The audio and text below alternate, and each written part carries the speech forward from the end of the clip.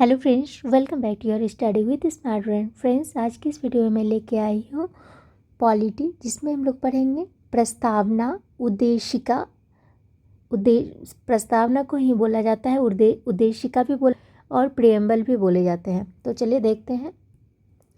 13 दिसंबर 1946 को पंडित जवाहरलाल नेहरू ने संविधान सभा में उद्देश्य प्रस्ताव प्रस्तुत किया, जिसे संविधान सभा ने 22 जनवरी 1947 को स्वीकार कर लिया।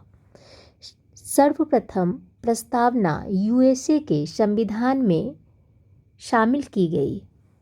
भारत की प्रस्तावना की भाषा ऑस्ट्रेलिया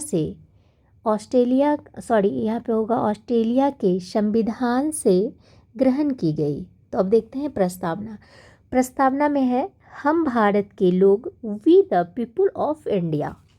संविधान में शक्ति का स्रोत भारत के नागरिक हैं।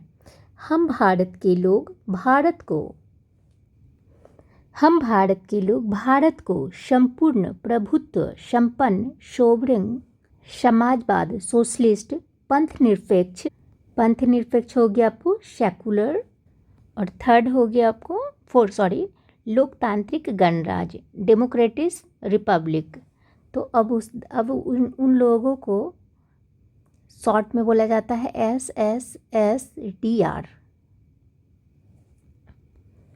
संपूर्ण प्रभुत्व संपन्न भारत आंतरिक एंड बाह्य रूप से स्वतंत्र है, अर्थात भारत विदेश नीति का निर्माण स्वयं करेगा और किसी भी देश का इसमें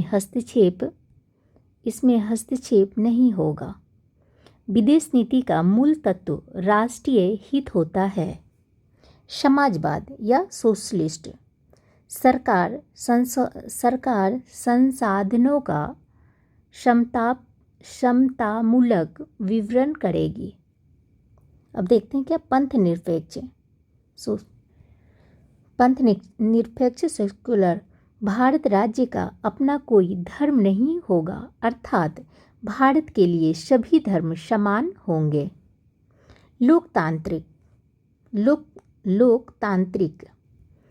लोकतांत्रिक डेमोक्रेटिक, अब्राहम लिंकन जनता के लिए जनता के द्वारा चुना गया शासन है। एग्जाम्पल देखते हैं। सार्वभौमिक वयस्क मताधिकार, मजबूत विपक्ष स्वतंत्र न्यायपालिका। अब गणराज्य क्या है?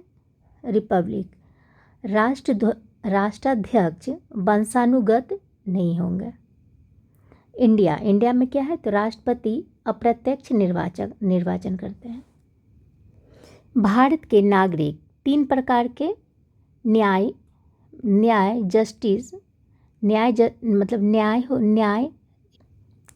तो होगी आपको न्याय स्वतंत्रता।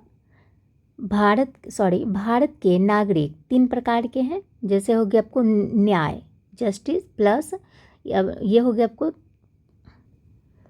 स्वतंत्र, और यहाँ पे प्रकार में हो गया आपको समानता। न्याय हो गया आपको SEP मतलब सामाजिक आर्थिक और राजनीतिक।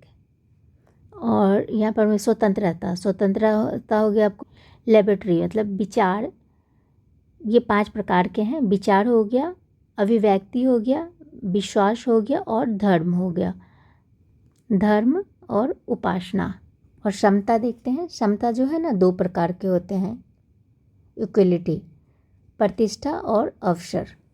व्यक्ति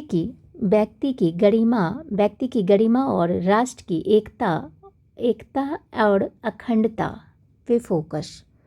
प्रस्तावना में दिनांक 26 नवंबर 1949 को मार्गशीर्ष शुक्ल सप्तमी विक्रम संवत 2006 अंगीकृत भारत की जनता संविधान को स्वीकार करती है। अधिनियमित संविधान को लागू किया। आत्मर्पित, स्वयं को संविधान सौंपना। क्या प्रस्ताव संविधान का भाग है? तो आंसर है वर्तमान में प्रस्ताव संविधान का भाग है। नोट, बेरुबारी मामला 1960 में सर्वोच्च न्यायालय ने कहा कि प्रस्तावना संविधान का भाग नहीं है। 24 अप्रैल 1973 को केशवानंद भारती केस में सुप्रीम कोर्ट ने निर्णय दिया कि प्रस्तावना संविधान का भाग है। क्या प्रस्तावना में संशोधन हो सकता है? यस, हो सकता है। केशवानंद भारतीय केस में हो सकता है। 42वां संविधान संशोधन 1976 के द्वारा प्रस्तावना में संशोधन किया गया। तो कैसे किया गया? समाजवाद, पंथनिरपेक्ष और अखंडता।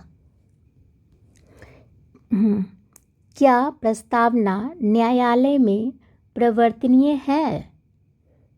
तो आंसर होगा प्रस्तावना प्रवर्तनीय है।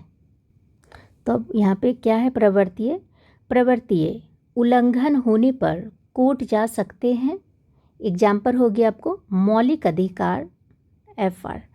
प्रस्तावना DPSP मौलिक कर्तव्य है, अप्रवर्तनीय है और वो अप्रवर्तनीय है। मौलिक अधिकार क्या है? तो ये हो गया आपको प्रवर्तनीय। अब निष्कर्ष क्या है? ठाकुरदास भागवर जी ने प्रस्तावना को संविधान की आत्मा कहा है और KM मुंशी राजनीतिक जन्म कुंडली कहे हैं। Thank you friends. अगर आप लोग को वीडियो पसंद आती है तो प्लीज़ शेयर कीजिए, लाइक कीजिए एंड सब्सक्राइब कीजिए। Thank you.